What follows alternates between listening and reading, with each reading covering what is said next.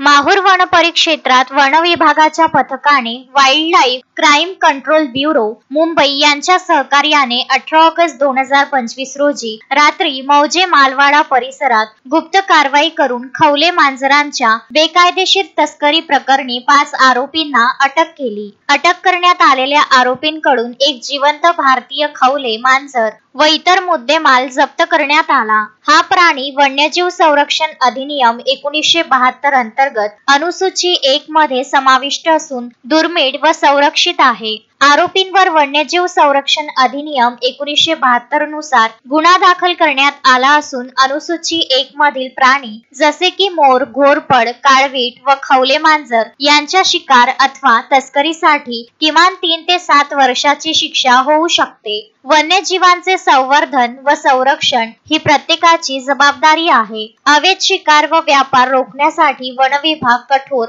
व सातत्यपूर्ण कारवाई करीत राहील, असे उपवन संरक्षक नांदेड यांनी सांगितले।